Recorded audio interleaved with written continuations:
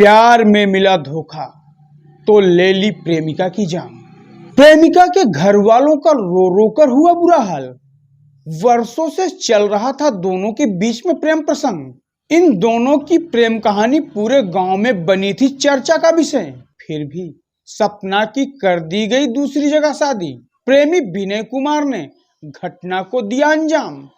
आइए दिखाते हैं आपको हम पूरी रिपोर्ट। मुंह बोले भाई ने ही मुंह बोली बहन की कर दी हत्या। कई वर्षों से मुंह बोले भाई का अपनी मुंह बोली बहन से था प्रेम प्रसंग। घटना प्रतापगढ़ जनपद के जेठवाड़ा कोतवाली के अंतर्गत पूरे सुखदेव की है, जहां पर सपना नाम की एक लड़की से गांव के ही एक युवक विनय कुमार से प्रेम प्रसंग चल रहा था। विनय कुमार सपना के साथ शादी करने का दबाव परिवार वालों पर बना रहा था। हालांकि गांव वालों से मिली जानकारी के अनुसार दोनों परिवार के बीच में पंचायत करके फिर सपना की शादी कर दी गई थी। इसी वर्ष फरवरी माह में सपना की शादी हो गई थी, लेकिन विनय कुमार द्वारा सपना के ऊपर शादी करने का दबाव बनाया जा रहा था और ये कहा जा रहा था कि अपने पति को छोड़कर मेरे साथ आ जाओ।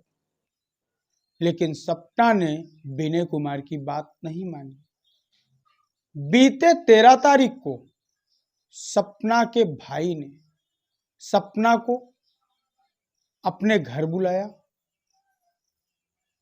पूरे सुखदेव सपना आई और विनय कुमार को इस बात की भनक लगी। समय था रात्रि का 8 बज रहे थे और सपना शौच के लिए घर से बाहर जाती है। घर वालों के बयान के मुताबिक सपना जब शौच को जाती है उसी समय विनय कुमार के द्वारा सपना की हत्या कर दी जाती है। आप देखेंगे तो ये टूटे हुए धान के पेड़ इस बात की गवाही दे रहे हैं कि यहाँ बहुत कुछ हुआ है। घर वालों के मुताबिक इसी धान के खेत के पास सपना का चप्पल पड़ा हुआ था। सपना के भाई कहीं निमंत्रण में गए थे, निमंत्रण से वापस आए और जब घर में अपनी बहन को नहीं पाया तो घर में रह रही भाभी से सपना के भाई ने पूछा कि आखिर बिट्टू कहाँ है। उसके बाद भाभी का जवाब रहा कि आधे घंटे से ज्यादा हो गया, बिट्टू शौच के लिए गई है लेकिन अभी तक वापस नहीं आई। यह बात सुनते ही सपना के भाई ने बिट्टू को ढूंढने का प्रयास किया और घर से 100 मीटर दूरी पर देखा तो धान के खेत में धान टूटा हुआ मिला और वहीं पर सपना का चप्पल मिला।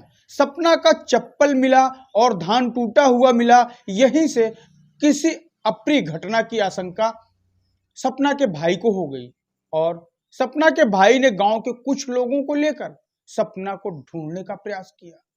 काफी देर मशक्कत के बाद घटना स्थल से 200 मीटर दूरी पर बाजरे के लटके के नीचे सपना का शव बरामद हुआ।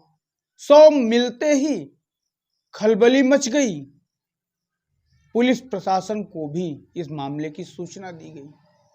हालांकि सपना की लाश को पुलिस ने कब्जे में लेकर पोस्टमार्टम के लिए भेजा और गांव में भारी मात्रा में पुलिस बल तैनात कर दिया गया है। वहीं अगर आरोपी विनय कुमार की हम बात करें तो विनय कुमार के घर में ताला लगा हुआ है, कोई भी उसके घर में मौजूद नहीं। पुलिस प्रशासन के पुलिस कर्मचारी उसके घर पर भी मौजूद हैं। ऐसी दशा में मानवता को शर्मसार करती हुई यह घटना बहुत ही निंदनीय है और इस घटना से क्षेत्र में सनसनी भी फैली हुई है। आपको हम बता दें, विनय कुमार और सपना का प्रेम प्रसंग काफी दिनों से चल रहा था, जिसकी चर्चाएं पूरे गांव में हैं। सपना की मर्जी से सपना की शादी की गई थी, ये बातें भी सपना का भाई बता रहा है। आइए हम सुनवाते हैं सपना के भाई का यह बयान। क्या नाम है आपका? मेरा नाम सर धर्मेंद्र कुमार पटेल है। ये जो लड़की खत्म हुई है इसका क्या नाम था? इसका नाम सपना था, ये मेरी बहन थी। अच्छा, कैसे घटना घटी? घटना यानी कि परसों वो 13 तारीख को मैं इनको इसके ससुराल से 10 बजे लेके आया।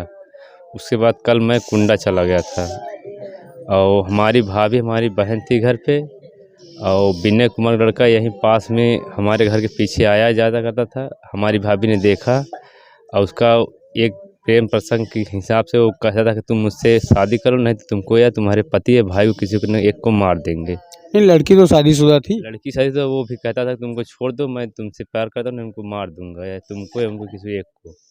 इन दोनों के प्रेम प्रसंग के बारे में पहले भी जानकारी थी गांव में या नहीं? नहीं, कि गांव किसी ने, वो हमारी बहन की शादी हो गई उसकी मर्जी से, लेकिन ये ज़बरदस्ती साइको टाइप का है, ये ज़बरदस्ती कर रहा था उसके साथ।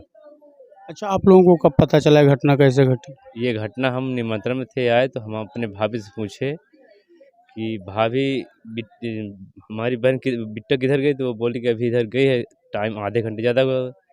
तो हम लोग पता कर ढूंढने लगे, फिर वो धान के बाद देखे धान टूटा हुआ चप्पल था। उसके बाद गांव के लोग 8-10 लोग बुला के तो खोजना शुरू किए। उसके बाद आधे घंटे के बाद लाश मिली। अच्छा, लाश कहाँ मिली? लाश वो नहर के पास मिली।